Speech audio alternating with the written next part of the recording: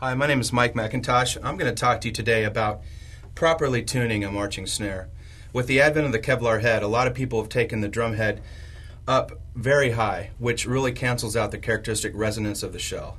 Today we're going to talk about the secret of a great sounding snare drum, and that's the bottom head and the guts.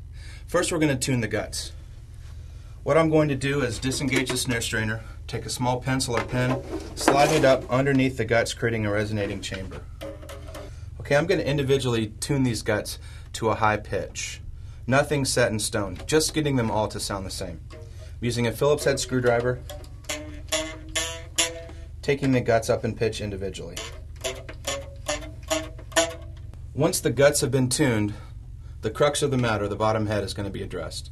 We're going to really try and get a nice, even sound throughout all the lugs at a very high pitch. The higher pitch the bottom head, the better your snare is going to sound. Okay, I'm going to remove the pencil, going to engage the strainer, making sure that the guts are flush all the way across the playing surface. The snare guts are what gives the snare its characteristic resonance. If you're hearing a clicking, then your guts are not flush. You want to make sure they are. Okay, guts are flush. Now let's concentrate on the bottom head.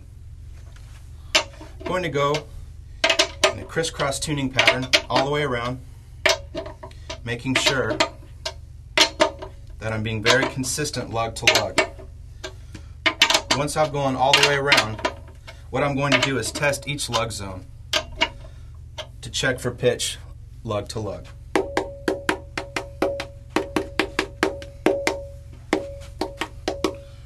Bottom head sounds great. There's a nice resonance. If your bottom head is resonating, you know that it's in tune with itself. It's going to create a great, pleasant snare sound. Now that we've tuned the Evans MX5 snare side head and the guts, let's pay some attention to the top head. A lot of people like to overcrank the top head, which gives a lot of contact sound and very little characteristic snare sound. Again, I'm going to use the crisscross method, creating even tension on the drum head.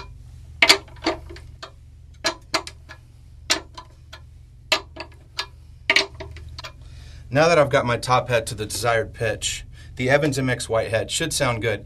Coupled with the bottom head and the guts, this should be an awesome sounding marching snare drum.